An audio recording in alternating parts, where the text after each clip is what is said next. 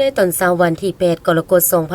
2026นี้อยู่ที่ห้องประชุมห้องว่าการเมืองไซจำพรได้จัดกองประชุมคนครัวปรึกษาลือห้างหากะเกียมในการสร้างตั้งกองบุญอุทิศาดวงวิญญาณทานศรีสมพรลวันไซโดยภายใต้การเป็นประธานของทานสมใจคุณพระไซห้องประธานคณะกรรมการปกครองแขวงมีต่างนาภายในการกรมกององค์การจัดตั้งมหาชนอนุกรรมการเกี่ยมพิธีการในด้านต่างๆขั้นแขวงและเมืองเข้าร่วม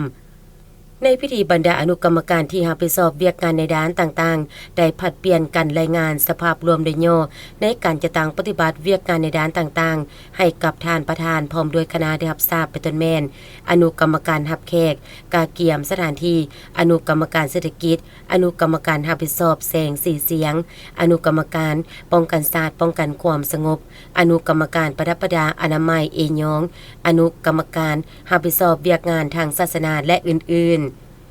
พร้อมเดียวกันนั้นบรรดาคณะประธานพร้อมโดยแขกที่เข้าร่วมกองประชุมยังได้ผลัดเปลี่ยนกันคนครัวประกอบคำคิดคำเห็นต่อกับการจะตั้งปฏิบัติเวียกงานในแต่ละด้านร่วมกันเพื่อเนเซนให้การห่างหากาเกี่ยมเวียกงานในด้านต่างๆได้รับการจะตั้งปฏิบัติและมีผลสำเร็จตามจุดประสงค์ระดับคาดหมาย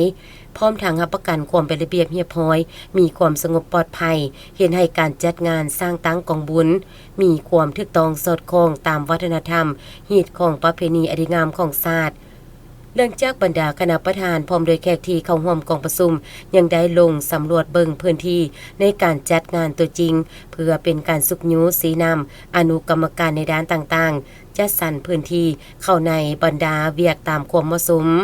การสร้างตั้งกองบุญอุทิศหาดวงวิญญาณทานศรีสมพรละวันไซแม้นจะได้จัดขึ้นในวันที่15-16กรกฎาคม2026อยู่ที่บ้านพลงามเมืองไซจำพรแขวงบุรีรัมย์ไซ